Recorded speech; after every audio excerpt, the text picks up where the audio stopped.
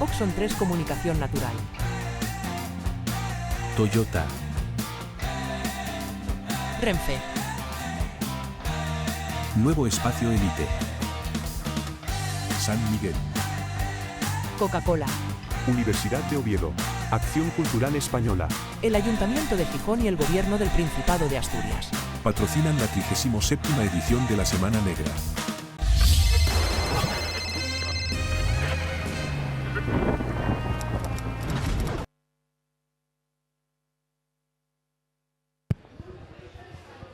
Bueno, buenas tardes. Muy buenas tardes. ¿Qué tal? Bueno, son las 8:30. Vamos a ir un poco justos con el tiempo porque solamente tenemos una hora para hablar de lo que queremos hablar. Entonces, también queremos daros la oportunidad, a medida que vaya avanzando la charla, para que vosotros podáis intervenir, podáis coger el micro, podáis decir lo que pensáis y demás, y sobre todo establecer un diálogo con nuestros ponentes, con nuestro maravilloso cartel de ponentes y bueno, al final conseguir sacar algo en claro sobre todo y poder aprender unos de otros, que es un poco la idea de la Semana Negra. Por un lado tenemos a Rocío, que es codirectora de la Fundación Mar de Niebla en Gijón, es trabajadora social y bueno, la Fundación Mar de Niebla es infinitamente conocida en Gijón, no necesita más allá de presentación. Más allá de decir que es uno de los motores del cambio social no institucional de esta ciudad, ¿no? Uno de los principales motores de cambio. Luego tenemos a Irene con nosotros, que es la vicedirectora de Cruz Roja Juventud en Gijón. Y bueno, también es trabajadora social, tiene una perspectiva muy interesante pues precisamente de esa otra rama del trabajo social, que no es la institución, que es más ahí la conexión con el mundo real, ¿no? Que es, yo creo, un poco lo que queremos aquí comentar. Por otro lado tenemos a Nuria. Nuria es futura estudiante de la ECAM en Madrid y amplia conocedora de la realidad social de Gijón, en este caso, gracias a lo que principalmente podemos tener todos, que es la experiencia del poder, en un momento dado, poder alzar la palabra y poder decir lo que se piensa. Y yo soy Sergio Moraes, pues el moderador, un poco que se va a encargar de que esta conversación fluya y demás. Yo soy el secretario general de Juventudes Socialistas en Gijón y estoy terminando Derecho. Entonces, para poner un poco ya la charla en contexto, esta charla lleva por título la generación X vs la generación Z, ¿no?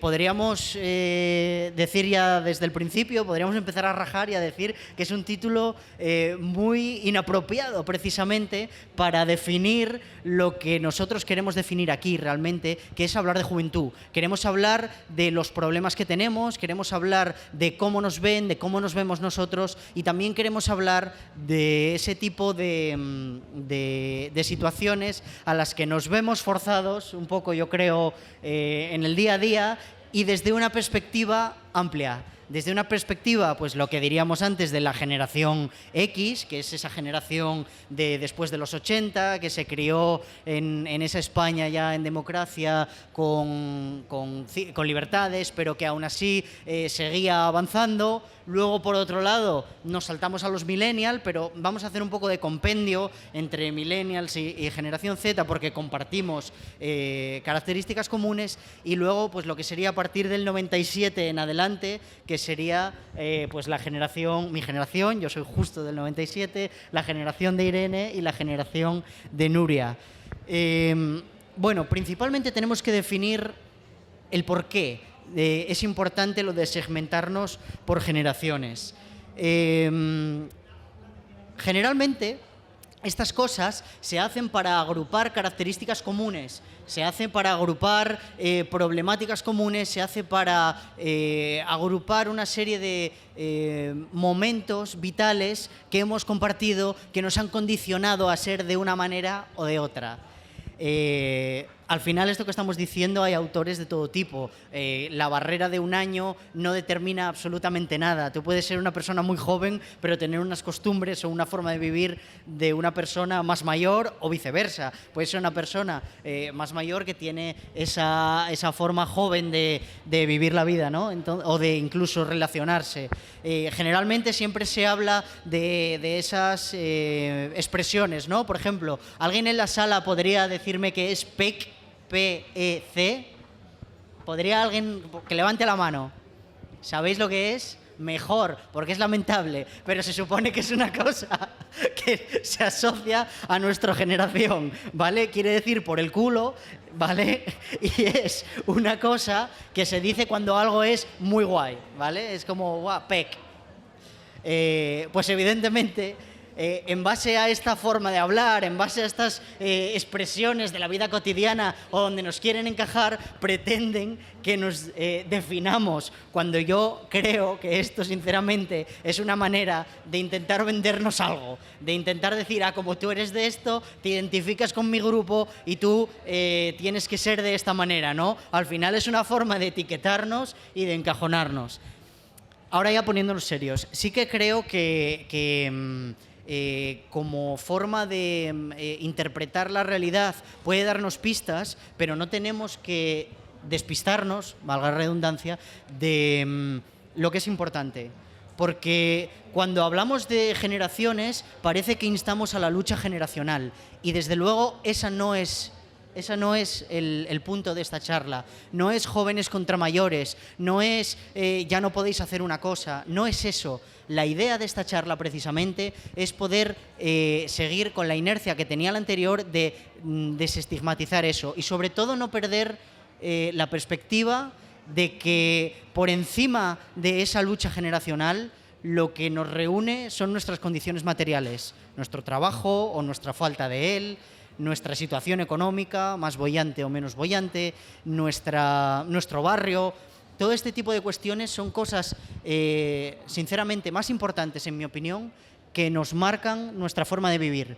No es lo mismo un chaval de 25 años que lo ha tenido todo en la vida, que jamás ha tenido que luchar por nada, le ha venido como sobre raíles todo lo que ha conseguido, habla 2 idiomas, puede desenvolverse en un mundo en el que pues, su entorno le ha dado unos contactos para vivir, que la realidad de muchas personas que están condicionadas por situaciones económicas complicadas, por situaciones familiares difíciles, por barrios chungos, por ese tipo de cosas, ¿no? Entonces, sin más, sí que me gustaría darle la palabra, por ejemplo, por el panel de edad, a más pequeña, para que nos dé su idea y su perspectiva de cuáles son los problemas de la juventud, Nuria.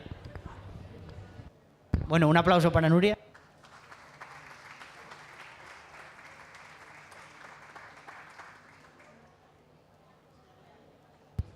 Bueno, tan joven soy que no sé encender el micrófono.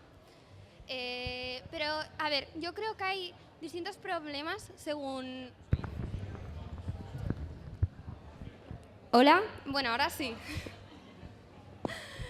Tan joven soy que el micrófono no sé ni encenderlo. A ver, yo creo que depende del rango de edad los problemas a los que te enfrentas, ya siendo joven, porque juventud ahora mismo es un concepto que va más o menos desde tus 15 hasta tus 30 casi.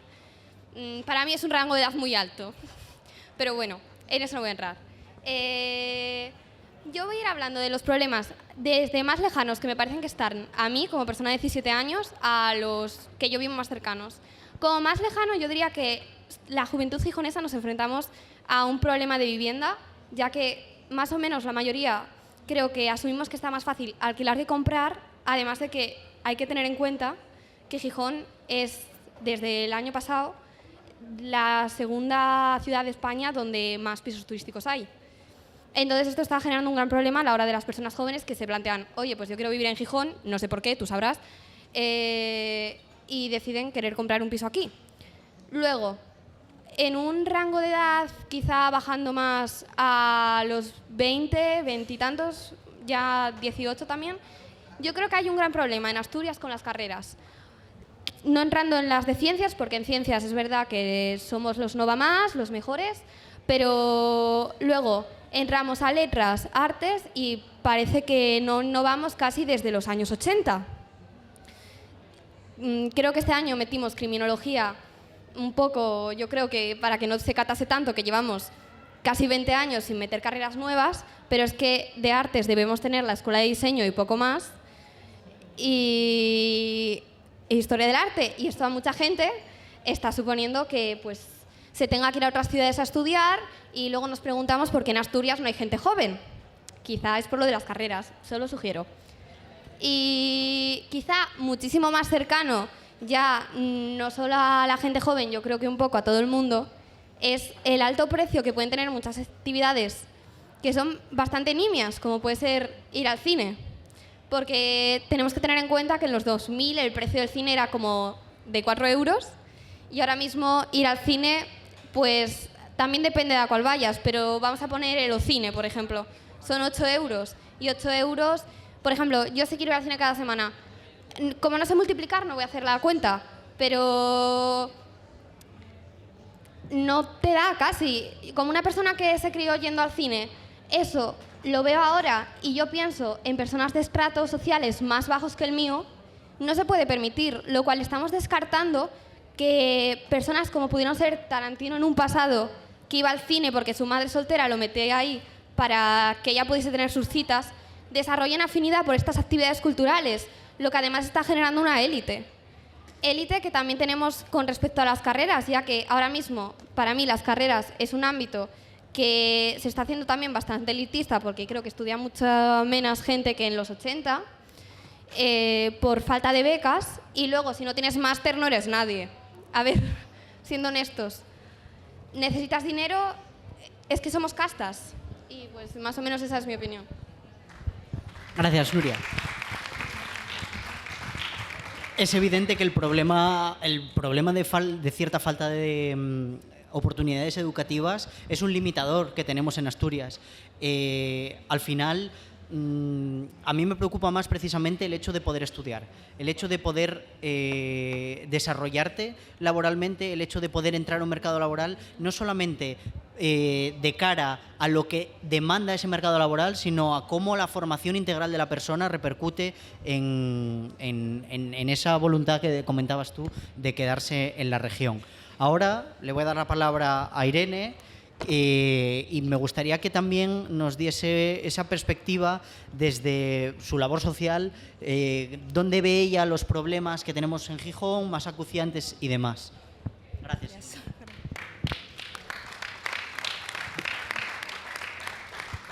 Bueno, yo como trabajadora social, sobre todo me gustaría que, sobre todo esta hora que vamos a estar aquí, romper un poco con los prejuicios y estereotipos que hay un poco en todas las generaciones, que yo creo que también es un poco la barrera que existe muchas veces, las comparaciones que nos hacemos, si una generación es mejor que la otra. Yo me gustaría romper con eso. La verdad creo que sería un paso bastante importante de esta hora que vamos a estar aquí todos y todas.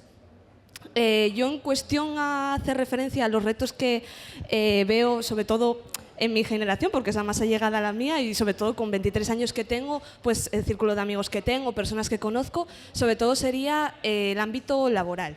Yo estoy ya pues en una edad que estoy buscando trabajo y la verdad que me cuesta bastante el poder acceder a un trabajo que sea estable y que se adecue pues a las necesidades o a las oportunidades que pueda tener, porque hay una, yo creo, en base a mi opinión siempre, creo que hay una exigencia muy grande sobre estudios. Como bien ha dicho Nuria, siempre se nos piden más estudios de los que tenemos. No vale que tengas una carrera universitaria, porque ahora ya todo el mundo tiene una carrera universitaria, es igual que los demás. Necesitas más, necesitas tener un máster, un doctorado.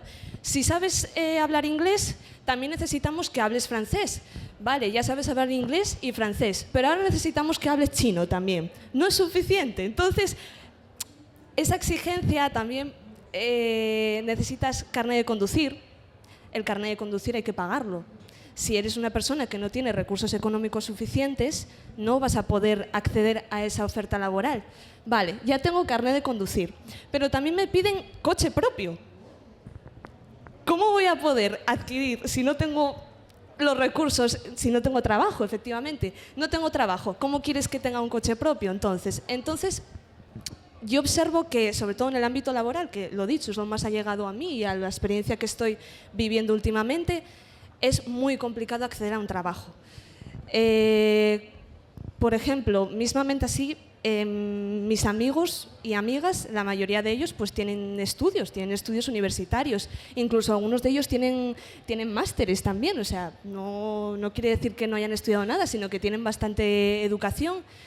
Y la mayoría de ellos y ellas están como camareros, camareras, dependientas. No están trabajando de lo que ellos realmente y ellas realmente aspiran a lo que han estudiado. Entonces, para mí es un factor muy importante. También yo creo que uno de los retos ligado a todo esto es la cuestión de buscar una vida estable, ¿no? Que bueno, todos podemos y todas podemos tener diferentes perspectivas de lo que es una vida estable, pero bueno, a lo que me refiero a tener un trabajo fijo, bien pagado, en el que haya buenas oportunidades, derechos, etcétera, se cubran mis necesidades y también, como dijo Nuria, una vivienda, que yo creo que también es uno de los problemas muy, muy grandes. Yo también, como persona que hago voluntariado en Cruz Roja Juventud, bueno, y estoy muy metida pues, en esa labor más social, etcétera. También veo un gran problema de salud mental, la verdad, que es algo que yo creo que también podemos ahondar en esta charla. Ah, fíjate, pues mira, perfecto. Pero también creo que es algo que también hay que ahondar y que también pues, influye mucho en nuestra generación y en las expectativas que tenemos de vida, etcétera. Entonces, bueno, sí, a grandes rasgos, más o menos. No sé si he contestado. Sí, la verdad es que sí. Yo creo que es importante precisamente hablar de esas necesidades que, como hemos visto el recorrido ascendente, ahora sí es verdad que me gustaría escuchar la perspectiva de Rocío, que nos puede dar precisamente de su trabajo en la Fundación Mar de Niebla, que suele trabajar precisamente con esa gente que no puede acceder a la universidad, que igual su problema no es tanto de estudios, sino de estabilidad en casa. El hecho de poder tener un sitio tranquilo donde poder estudiar, el hecho de poder realmente que aprender un idioma o aprender francés, que le van a pedir en su trabajo, no es lo importante. Igual lo importante para él, precisamente, sí es lo de poder tener un coche para poder ir a trabajar a donde sea que pueda buscarse la vida, ¿no? Entonces, adelante, Rocío. Muy bien, Sergio, muchas gracias. En primer lugar, sí que quería agradecer el que me hayáis invitado, ¿no?, a estar participando en este espacio para hablar de juventud. Espacio joven. Yo pertenezco a la generación X, no pertenezco a la vuestra, por eso para mí también es un orgullo y un placer poder tener este encuentro, ¿no?, de intercambio, que por lo que habéis comentado previamente, coincidimos muchísimo, ¿vale? A pesar de ese etiquetarnos en diferentes generaciones. Vengo, como bien decía Sergio, en representación de una entidad social de intervención y desarrollo comunitario que lleva 20 años realizando un proyecto de transformación social comunitario en la zona oeste de aquí de Gijón y que hemos cumplido justo este año 20 años. Entonces también la propia entidad pertenece a vuestra generación, ¿no? Realmente los retos que detectamos son, muy resumido, lo que acabáis de decir, ¿no? El reto a un acceso a un empleo de calidad, un empleo que no sea precario, un empleo que permita pues llevar a cabo un proyecto vital para las personas jóvenes Y desde luego eso, a rasgos generales, es un déficit que hay aquí, no solo en la ciudad de Gijón, sino es a nivel estructural, ¿no?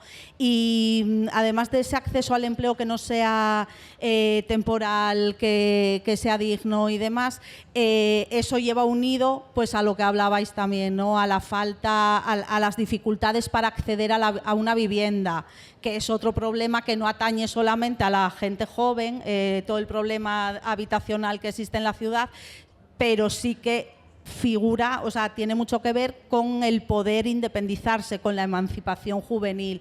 Sí que tenemos unos datos brutales, ¿no? de que la edad media en Gijón de emancipación está en los 29,4 años y muy por encima de otras tasas a nivel estatal. Entonces refleja mucho la dificultad, ¿no? para poder emanciparse, que va muy unido a temas de empleo y que va muy unido también a que tiene que ver en dónde naces, en dónde te crías, ¿no?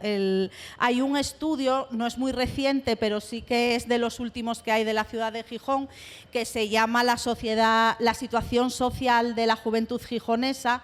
No sé si lo conocéis, es de 2017, de Stefano De Marco y Daniel Sorondo, y en las conclusiones hace un dibujo de la ciudad de Gijón con todos estos puntos que hemos estado hablando, ¿no? Del acceso a la educación, quién tiene la capacidad de estudiar estudios superiores, universitarios, máster y demás, que se centra sobre todo, la mayor parte de estos jóvenes, aunque sí que los hay en toda la ciudad, sí que se detecta que la mayoría están ubicados en la zona centro y este de Gijón, ¿vale? En un segundo nivel, claro, esos jóvenes, pues de cara a acceder a un empleo van a tenerlo con mayores garantías, una situación económica pues también con mayores beneficios, ¿no? en mayor posición, porque lo que repercute es que han tenido la posibilidad de hacerlo, porque tenían un amparo de su familia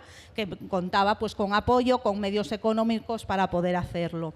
En otro nivel pues, se encuentran jóvenes en la zona sur de la ciudad, que ya presentan también más dificultades que estos primeros, y luego pues el tercer grupo que habla de jóvenes en situación de mayor riesgo de vulnerabilidad, situaciones de riesgo o incluso hablando claramente de situaciones de pobreza, se ubican en la zona oeste, ¿no? Que es precisamente donde desarrollamos los proyectos no solo hacia la gente joven en Mar de Niebla, porque tiene ese carácter comunitario, pero sí que lo que intentamos desde la entidad es que por el código postal donde estamos hay menos oportunidades, por las situaciones socioeconómicas y culturales de las familias, entonces promovemos programas y proyectos hacia la juventud en dos líneas, ¿no? Por un lado, el generar oportunidades formativas de reenganche educativo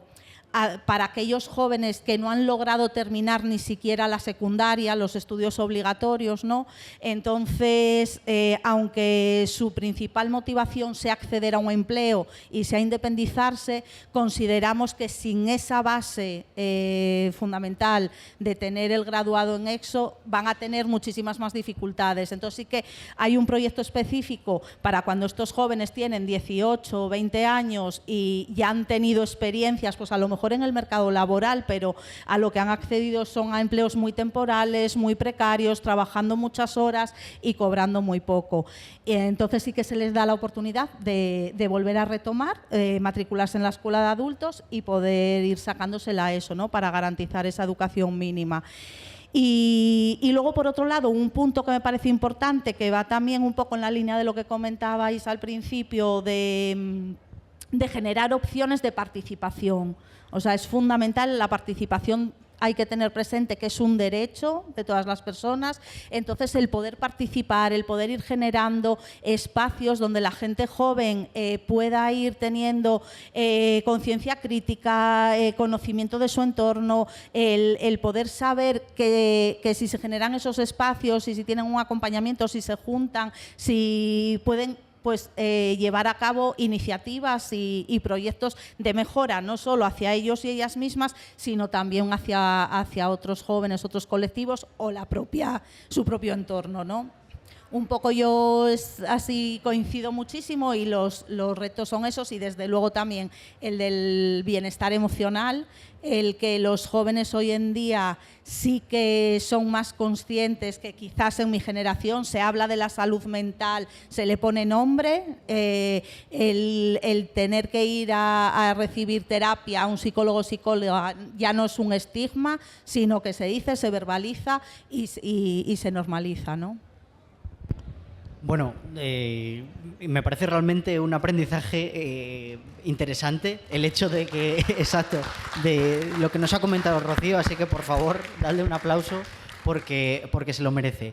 Sí es verdad que ha abierto un melón, ¿vale?, que es un poco la segunda parte de esta charla, en la que yo voy a dirigirles ciertas preguntas a ellas y también voy a hacer un poco de abogado del diablo, precisamente para hacerles que hablen, para que nos cuenten, para que podamos, sobre todo, ya no hacer intervenciones en solitario, sino que os podáis interrumpir, que os podáis parar, que podáis establecer un diálogo entre vosotras, ¿no? Hemos dicho que la generación que viene, versus la generación anterior, es una generación que pide ayuda, que cuando tiene un problema de salud mental ya no es tabú el poder, por ejemplo, ir a terapia. ¿Somos una generación de cristal? ¿Somos más blanditos? ¿Nos han criado entre algodones? ¿Qué creéis vosotros? A ver, yo creo que lo que está viendo nuestra generación es que se han roto tabús, como ya habéis dicho. Entonces, ahora mismo, si alguien va al psicólogo, sin problema, vas al psicólogo, lo dices. Y esto nos ayuda en muchos ambientes, que entendamos que la gente puede tener una crisis, de ansiedad, de depresión, y en ese sentido somos más empáticos. Pero igualmente creo que esto tiene su contra, que es que mucha gente se encasilla en un papel un poco de víctima con ciertos trastornos. Y yo creo que esto entronca un poco con generación de cristal, porque creo que muchas veces se tiene ese concepto, quizá un poco erróneo, de cristal, porque nos encasillamos ahí. Porque un poco es más fácil vivir siendo víctima todos los días que dando la cara. ¿Vosotras qué pensáis? ¿Creéis que somos víctimas? A ver, a mí el término generación de cristal ya no me gusta mucho que se nos defina de esa manera, porque generación de cristal significa que somos, pues eso, una generación como mucho más vulnerable, nos cuesta más pues tener un pensamiento crítico, que nos hagan una crítica, pero yo creo que todo eso viene un poco dado porque vivimos, o sea, mi generación, estamos constantemente comparándonos con otras personas, y yo creo que eso mucho influye en que a la larga pues tengamos, y además de comparaciones, exigencias que se nos exigen dentro de, pues eso, tener un trabajo estable, cuando no lo podemos conseguir porque realmente la realidad no nos lo proporciona ni nos lo facilita. Entonces todo eso yo creo que también va minorando a nuestra salud mental, nuestra autoestima, cómo nos percibimos. Yo creo que también eso influye bastante. A lo mejor sí que es cierto que en otras generaciones no se ponía nombre, no se tenía tan en cuenta, pero lo que me gusta de mi generación es que ahora sí que se tiene en cuenta y sabemos lo que nos pasa, somos conscientes de las cosas que nos pasan, por qué me siento así, si necesito ayuda voy a pedirla, y creo que eso también siempre nos estamos juzgando. Y siempre estamos diciendo eso, generación de cristal, no sé qué. No, también tenemos cosas muy positivas, y yo creo que una de ellas es eso, ser conscientes de a lo que nos tenemos que enfrentar. Y me callo. Vale, bien, yo escucho lo que tienes que decir y digo, bien, de acuerdo, pero voy a hacer de abogado del diablo. ¿Nos da vergüenza pedir una pizza por teléfono? ¿No somos una generación de cristal? ¿Nos da vergüenza el hecho de, por ejemplo, en un momento dado, coger y decir, tengo que hablar con un desconocido en este momento? ¿Vale? Venga. A ver, pero esto no tiene por qué estar unido con que seamos de cristal, seamos de porcelana, seamos de papiroflexia. Seamos lo que Dios quiera, ¿vale? Pero... A ver, pedir una pizza por teléfono puede costarle más a mi generación, como yo casos que conozco de amigas mías, por el simple hecho de que estamos más acostumbrados a enviar WhatsApp. Entonces yo, por ejemplo, les digo, oye, te voy a llamar, y ya es cuestión de concienciación pensar que las voy a llamar. O coger una llamada de spam, pues cuesta contarle al de spam, oye, no me vendas tu moto Vodafone. Pues cuesta, pero es porque estamos más acostumbrados a enviar emails, WhatsApps. ¿Irene? A ver, somos una generación que nos hemos criado desde que éramos pequeños y pequeñas con un móvil en la mano. La verdad, no tanto como las generaciones de ahora, que bien es cierto que son más tal, pero siempre hemos estado pegados pues, a un ordenador, a un teléfono, tal. Es decir, hemos nacido ya con ese aspecto de globalización, ¿no? Y sobre todo de la inmediatez, que eso también creo que es lo que explica nuestra manera de comunicarnos.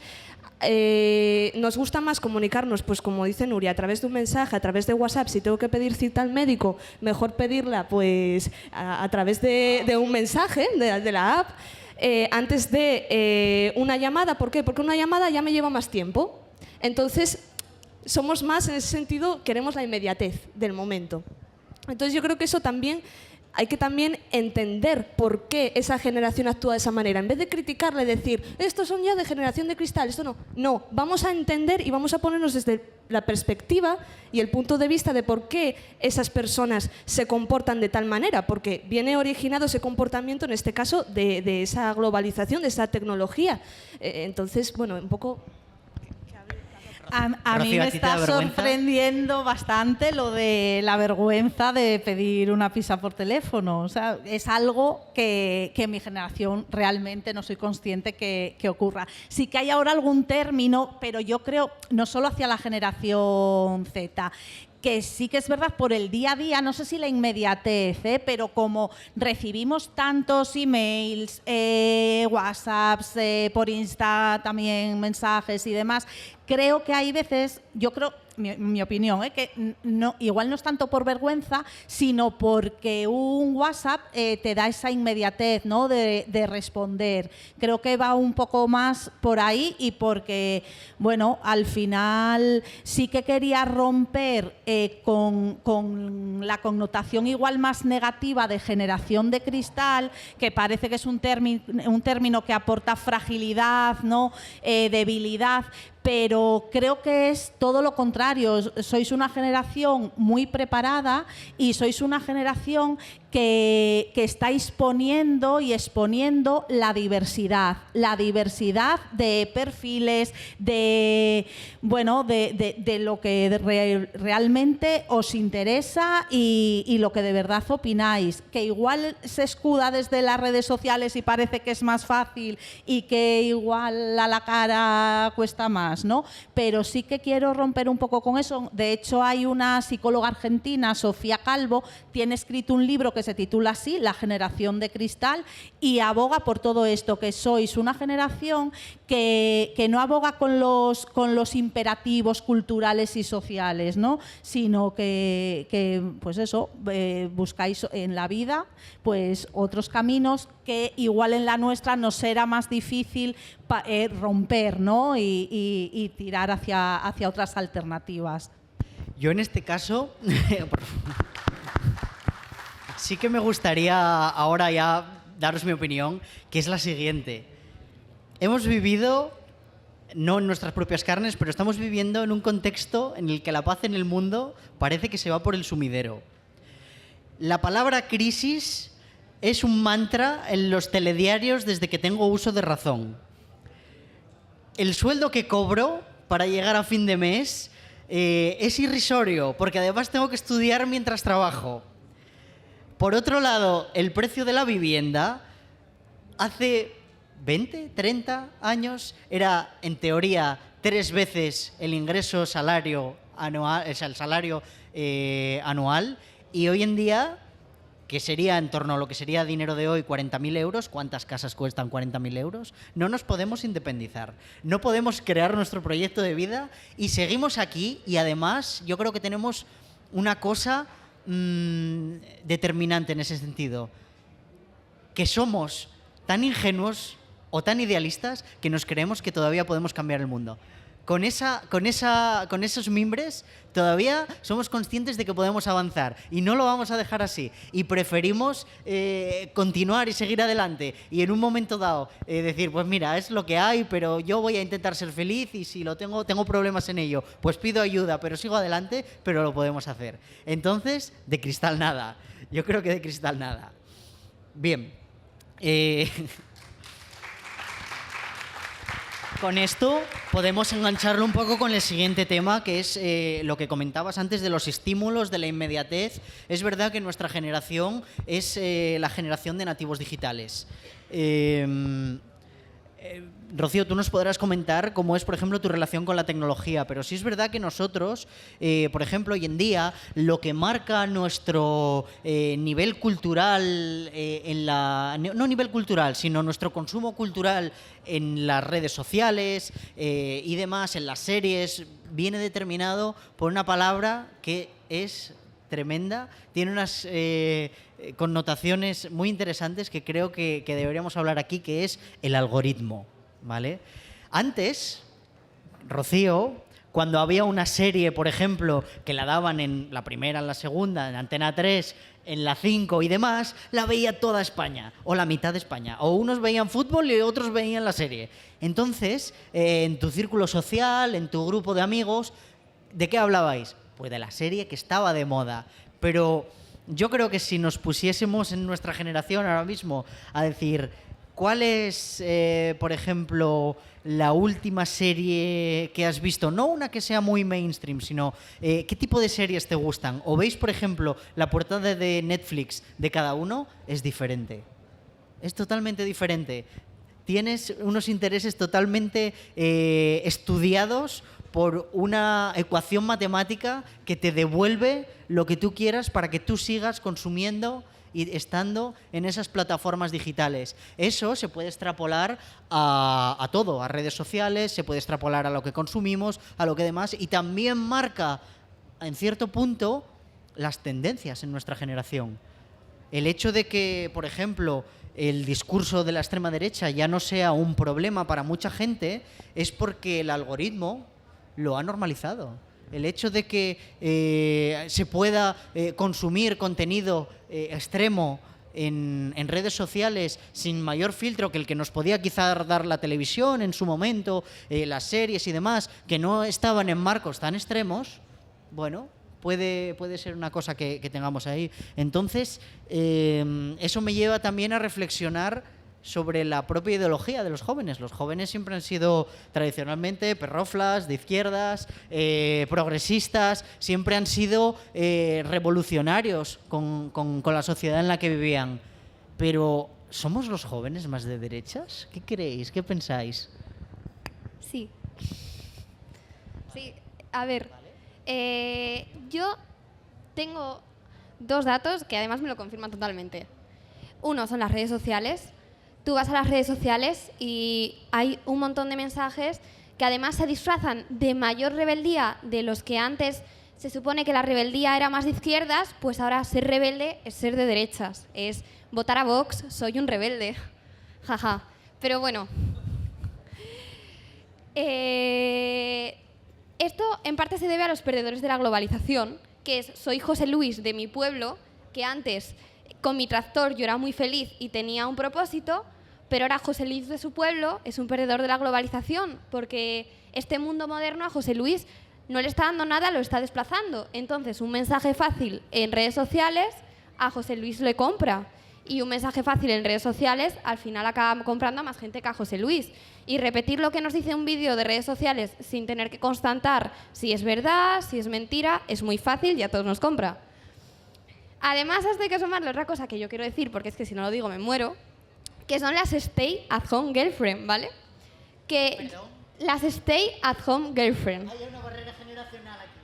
¿Qué es esto? Que yo no sé si la mayoría de gente no lo sabe ni qué son, pero son una gente que básicamente son amas de casa, son novias de chicos, por ejemplo, mi novio trabaja de CEO en una empresa, os voy a enseñar mi día hasta esperando a que él llegue. Y entonces yo me levanto, yo me preparo la comida, yo me hago la cama y es básicamente una chavala romantizando ser ama de casa todo su santo día.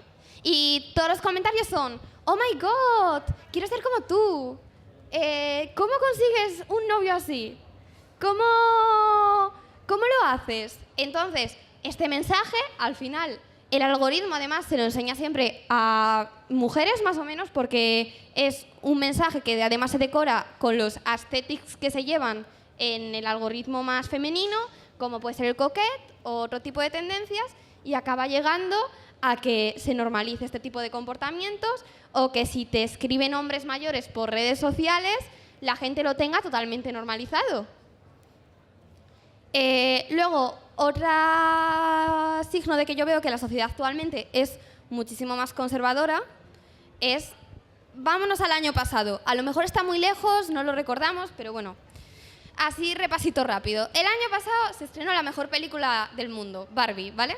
Se estrenó otra un poco más floja que fue Oppenheimer, pero vamos a recordar el verano Barbieheimer. Todo el mundo estaba dividido de qué película o qué no película iba a ver. Barbie la iba a ver un público mucho más femenino y Oppenheimer la iba a ver un público mucho más masculino. Cada uno con su ideología, porque hay que saber que Nolan es un fascista, casi vamos, porque... Pero bueno, ahí no me voy a meter. Entonces, Barbieheimer. Esto Barbie lo acaba pagando en su temporada de premios, llegando a que Greta Gerwig no la nominen a Mejor Directora, ni a Margot Robbie a Mejor Actriz. Y a Ryan Reynolds, o Gosling, es que siempre los lío, sí lo nominan a Mejor Actor. Pero a ellas dos no. Pero a todo Oppenheimer lo nominan, Oppenheimer lo gana todo. ¿No será porque Oppenheimer tenía un público mucho más masculino desde un inicio? ¿Que lo ha ganado todo? Y Barbie estaba más denostada desde un inicio porque era rosa, era de chicas. Y solo lo dejo. Bien, bien, interesante reflexión. Pero, Rocío, Barbieheimer, ¿tú crees realmente que somos más conservadores? Mira, ante contextos como el que vivimos actualmente de incertidumbre, todo lo que llevamos hablando desde el inicio, pues de las dificultades que tiene la gente joven hoy en día, en momentos de incertidumbre como estos afloran realmente, no es algo actual, sino que lleva ocurriendo toda la vida, ¿no? Que afloran pues estos pensamientos más conservadores, más de ir hacia extremos. Y sí que es mi opinión, creo que proliferan más estos pensamientos, lo que decía ella al principio antes, ¿no? No sé si por rebeldía. Tú lo has achacado a la rebeldía el promulgarse pues a partidos de extrema derecha, como que lo dicen por rebeldía y lo muestran y lo verbalizan. Que ahora mismo se vende un mensaje de que eres más rebelde si los votas a ellos, de que estás yendo contra Pedro Sánchez, el villano más villano del mundo. Vale, pues por ahí y por la incertidumbre realmente que se vive. Entonces sí que proliferan y sí que están presentes, ¿no? No solo en redes sociales, sino pues nosotros llevamos años entrando en los institutos a hacer temas de educación para la participación y apoyo y refuerzo escolar. Y yo lo veo muy peligroso que gente tan jovencita que están estudiando la ESO, que tienen entre 12 y 16 años, estén con este tipo de mensajes, ¿no? Porque creo que realmente a esa edad todavía no tienen formado, bueno, ese desarrollo del pensamiento crítico, de un análisis realmente qué ocurre si cuando pueda ir a votar voto a estos partidos, ¿no? Creo que hay también cierto desconocimiento y un poco pues en lo que estamos hablando, ¿no? Que entre la incertidumbre y el creerse igual más guay, por decirlo, ¿no? Y a mí me parece muy peligroso. Igual de peligroso que esto que acabas de comentar, que no me he quedado con la palabra porque la desconocía, de cómo se está vendiendo hacia las mujeres. O sea, me recuerda a épocas de los años 40, 50 y que en Estados Unidos toda la revolución de los electrodomésticos, las aspiradoras, la lavadora y demás, era como qué guay, qué bien, que puedo ser una ama de casa con todo, ¿no? Con todo que me lo facilita y me quedo en mi casa esperando a mi marido para tenerle todo listo, ¿no? Es muy preocupante, de verdad. Nada, yo básicamente concuerdo bastante con lo que habéis dicho las dos. Yo creo que se basa un poco en eso, lo que tú dices, de incertidumbre, desconocimiento. Yo también, que estoy también con personas jóvenes, tanto trabajando como haciendo voluntariado, muchas veces comentarios, opiniones que tienen, que a mí me llama mucho la atención que eso, que con esa edad ya tengan un pensamiento tan de extrema derecha, sobre todo. Pues ya sean comentarios racistas, homófobos, machistas, etcétera. Entonces, yo creo que eso que tú dices se basa un poco en ese desconocimiento y también, como bien dijo Nuria, también como de rebeldía, de yo soy más guay, ¿no? No voy contra lo que parece que todo el mundo va y así soy más guay, soy más tal. Entonces, yo creo que también el trabajo que tenemos ahí es de intentar romper con esos prejuicios que tienen y esas ideas y opiniones que tienen, que la verdad que son bastante, creo que son bastante dañinas y me preocupan bastante. Y creo que también, en cierta manera, las redes sociales, que yo creo que es algo que también tenemos que ahondar en ello, juega un papel muy, muy, muy importante en eso, en la influencia que tienen los jóvenes y las jóvenes de nuestra generación y de todo. Así que bueno. Pues aquí, por favor. Gracias. Aquí yo creo realmente que sí que tenemos que romper una lanza a favor de los jóvenes, porque es verdad que la sociedad está cambiando. La sociedad transita hacia un modelo donde, por ejemplo, lo que comentabas tú con tu ejemplo, hay personas que se sienten desplazadas, pero el pensamiento conservador, las cifras, hablo de cifras y de elecciones, nos dicen que sigue siendo un pensamiento eminentemente de personas que son más entradas en edad. ¿Por qué? Porque realmente tienen algo que conservar. Nosotros, la gente joven, hemos estado hablando precisamente de la situación en la que estamos, donde no tenemos una casa, donde no tenemos una manera de poder independizarnos, donde nos cuesta, no tenemos un trabajo, no tenemos una serie de cosas. Y realmente la mayor parte de los votos de esa gente joven descansa en partidos de izquierdas. Realmente los datos dicen eso, descansan en partidos de izquierdas. Es verdad que la derecha o la ultraderecha ha crecido entre los jóvenes en los últimos casos, pero no es cierto que sean mayoritarios. No es cierto que sean mayoritarios. Y yo creo que aquí precisamente sí que somos víctimas de ese algoritmo, porque todos estamos en redes sociales y todos vemos cómo su contenido se reproduce y se multiplica y se amplifica y nos sale constantemente. Y eso no quiere decir que sea real, porque ahora yo es cuando realmente os puedo preguntar a vosotros la típica frase de que lo veáis en vuestro propio entorno. ¿Realmente cuánta gente es de ultraderecha en vuestro entorno? Gente joven. ¿Cuánta gente lo es? Abiertamente, que pueda coger y pueda decir, oye, voy a votar, y que no lo esté haciendo de risa o de gracia, o que simplemente estén en una etapa, como quien dice, ¿no? Realmente, bueno, es verdad que en los institutos cada vez vemos comportamientos, pues eso, más extremos, más bárbaros y demás, pero en ese sentido, bueno, yo lo pondría entre en este caso, entre interrogaciones, esta pregunta. Nuria, ¿algo rápido? Yo creo que cualquiera que vaya a un instituto y hable con su público masculino puede encontrar a varios candidatos a votar a Vox. Bien, vale. Entonces igual es una cuestión de género, pero no generacional. Ojo. Ojo. Bien. Sí que, precisamente hablando ya de esta tendencia de lo que estamos diciendo, sí que me gustaría ya entrar un poco más en lo que es nuestra idiosincrasia, más alejado de cuestiones políticas y demás. Y yo les planteaba una pregunta antes a Nuria, a Rocío y a Irene, antes de entrar a la charla, y es, ¿cuál es el motor de la motivación de nuestra generación realmente? ¿Qué nos motiva? ¿Cuál es la partícula que tendríamos que poner delante de las preguntas que nos vamos a hacer a nosotros mismos para decidirnos a actuar? Porque yo le decía a Rocío, me da la sensación de que la generación que nos precede, la generación anterior, estaba mucho más centrada en el qué hago, qué familia tengo, qué coche tengo, qué estudio, qué soy, ¿no? En qué me convierto. Y sí que creo que nuestra generación tiene mucho más que ver con el por qué. ¿Por qué estudio? ¿Por qué quiero formar una familia? ¿Por qué quiero tener una pareja? ¿Por qué quiero ir a esas cosas? Lo cual se manifiesta en muchas cuestiones de la vida, como que, por ejemplo, a nosotros no nos da miedo renunciar al trabajo.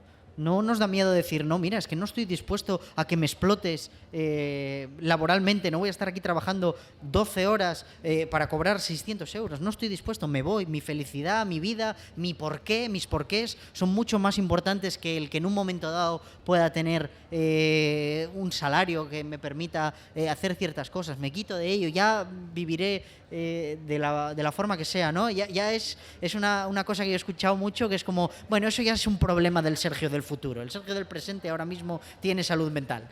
Entonces, sí es verdad que me gustaría consultarlo con vosotros, ¿no? ¿Qué pensáis? Eso, ¿somos más vagos? ¿Somos una generación de vagos? ¿O realmente no estamos dispuestos a que nos exploten? Yo pienso que va un poco con los imperativos culturales, ¿no? Que no os conformáis. No sé si es el qué o el por qué, pero sí que, jolín, todo el avance que ha habido ahora de la juventud, de poner sobre la mesa y mostrar la diversidad en distintos aspectos de la vida, ¿no? Cuestiones de identidad de género, la implicación en el feminismo, la lucha por la igualdad, ¿no? Y de esa diversidad de personas, ¿no? Que la juventud no es una juventud homogénea, sino que siempre ha sido heterogénea, pero antes sí que íbamos quizás siguiendo esos cánones que era lo que se esperaba, ¿no? De nosotros. Pues se esperaba pues estudiar, encontrar un trabajo, formar una familia, ¿no? Tradicionalmente. Y yo creo que ahora eso queda relegado a un segundo plano, y lo importante es lo que la propia persona piensa, ¿no? Y creo que va un poco en lo que tú comentas, el por qué, ¿no? Esos cuestionamientos de por qué trabajo en esto, de por qué tengo la obligación de generar una familia o de independizarme. Sí que hay que tener en cuenta que no todos los jóvenes quizás están en disposición de plantearse estas cosas. Pues habrá quien por necesidad, según lo que tenga que aportar en su casa, no pueda siquiera planteárselo, ¿no? Va a depender también a nivel individual y familiar en qué posición te encuentres. Pero sí que creo que eso, ante cuestiones, sobre todo eso, tema de las relaciones afectivas y sexuales, las relaciones de pareja, el crear una familia y el empleo, ¿no? Sobre todo, que va un poco por ahí. A ver, yo creo que en ciertos aspectos sí que hemos cambiado a nuestra generación anterior, a nuestros predecesores, pero igualmente opino que va todo un poco por modas. Porque en los 80, bueno, la moda era Germán Gess. Ahora mismo nadie se lee a Germán Gess. I'm sorry. Pero entonces las cuestiones de género actualmente yo las veo también una cuestión de moda. Nos las cuestionamos un poco porque está de moda cuestionárselas, porque la media nos dirige también. En plan, ¿en cuántas películas o series últimamente habéis visto que se cuestionen esas cuestiones? En un montón. Es decir, nos están influyendo desde otro medio para que nosotros nos hagamos esas preguntas. Nosotros solos habríamos llegado a decirlas igual, pero yo siento que sí que se nos dirige un poco y por lo tanto no somos tan de libre albedrío como queremos pensar, como si no, que si yo ahora, si me pusiera a mirar la cartelera que hay actualmente, que no me la sé lamentablemente para decirla aquí, sí que podría encontrar muchísimas de estas cuestiones en las películas que están en cartelera. Pero es verdad que nuestra generación, por ejemplo, es mucho menos homófoba o mucho menos transfoba. Creo que somos mucho más tolerantes con el diferente y con la diversidad que nos rodea. El hecho de que una persona sea diferente ya no es un factor para aislarlo. Hablo, evidentemente, y estoy generalizando. Hay momentos, situaciones, cuestiones en las que esto, por desgracia, sigue pasando. Pero yo creo que somos mucho más tolerantes, que hoy por la calle es mucho más seguro mostrarte tal y como tú eres, porque además la sociedad te lo exige. El ser un intolerante es algo que está mal visto y debe estar así mal visto, yo creo. Un minuto, me voy a dar la palabra. Y a mí me parece un punto súper positivo que seamos así, que hayamos tenido, sobre todo en relación con lo que has dicho de las películas, las series, que se incluyan a esas personas, que esas personas salgan en la gran pantalla, que esas personas estén dentro de nuestras casas, personas pertenecientes al colectivo LGTBIQ+, etcétera. O sea, todos los colectivos que existan, que se visualicen y que realmente que forman parte de la sociedad y que están dentro de nosotros y de nosotras como sociedad. Entonces, yo no lo veo más bien como una moda, no lo veo así. Sí que es cierto que eso nos permite poder cuestionarnos y decir, pues hay esta realidad y existe esta diversidad. Y yo creo que es el derecho a poder ser como cada uno y cada una se sienta. Y para mí eso es uno de los puntos a favor de nuestra generación. O sea, me parece súper importante. Totalmente, Irene. Bueno, yo os pediría un aplauso para los ponentes, en este caso, porque creo que hemos tenido un debate muy interesante, donde han salido muchas cosas, y ahora me gustaría daros la palabra a vosotros. Si alguien tiene algo que decir, le gustaría compartir su punto de vista, su opinión, es el momento. Si no, seguimos teniendo temas, así que adelante, no seáis tímidos. Olaya ya levantó la mano por allí, ahí tenemos una persona. ¿Alguien más? Ah, no, estaba saludando al hombre. ¿Alguien quiere intervenir? Bien.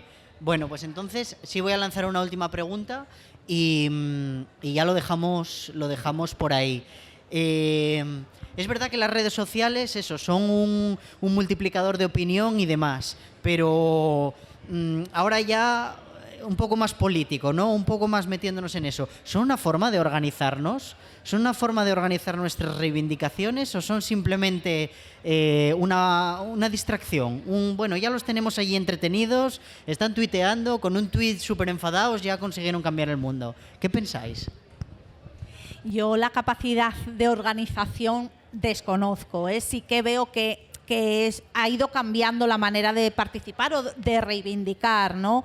En mi época militábamos en asociaciones, nos íbamos de manifestaciones, hacíamos asambleas, preparábamos campañas y era todo presencial, pero sí que es verdad que de unos años para acá esa manera de participar presencial ha ido cambiando hacia las redes sociales. O sea, sí que creo que hay una mayor participación a través de las redes por lo que te permiten, ¿no? Hacerlo desde tu casa, la inmediatez, aportar tu opinión y demás. Lo que yo dudo es esa capacidad de organización a la hora de salirse más allá de las redes sociales, ¿no? 30 segundos, Irene. No, ya me he puesto nerviosa. Pero sí, yo creo que las redes sociales juegan un punto a favor porque se visualizan pues ciertos problemas, necesidades de ciertos colectivos, etcétera, ciertas realidades, pero sí que es cierto que lo que se puede ver es que mucha gente por redes sociales es súper a favor de muchas cosas, pero luego a la realidad de tener que ir a una manifestación, de realmente estar ahí, de ya no manifestación, sino pues hacer cosas sociales, voluntariado, etcétera, tomar parte y acción dentro de la sociedad para cambiar las cosas, no se ve tanto, yo creo, 15 segundos, Nuria. Yo veo su capacidad de toxicidad, aparte. Otro melón. Porque sí que veo que tienen capacidad de movilización, pero también veo que la mayor parte de comentarios de redes sociales ideológicos o políticos acaban dando lugar a guerras en las que al final acabas viendo los mismos comentarios, sea la guerra que sea, que son un poco de que cada uno se escucha a uno mismo y ya está, ya no te ocupo más de 15 segundos. Bueno, pues entonces ya con esto os pido un fuerte aplauso de nuevo para los ponentes. Son las 9:30, vamos a dar paso a la siguiente charla y solamente agradeceros el hecho de que hayáis estado aquí y que sigáis disfrutando de la Semana Negra y de sus charlas y de su diversa vida cultural. Muchas gracias a todos.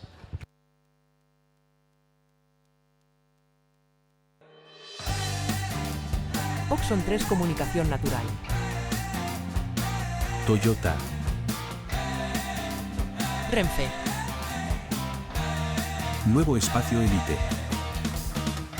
San Miguel. Coca-Cola. Universidad de Oviedo. Acción Cultural Española. El Ayuntamiento de Gijón y el Gobierno del Principado de Asturias. Patrocinan la 37ª edición de la Semana Negra.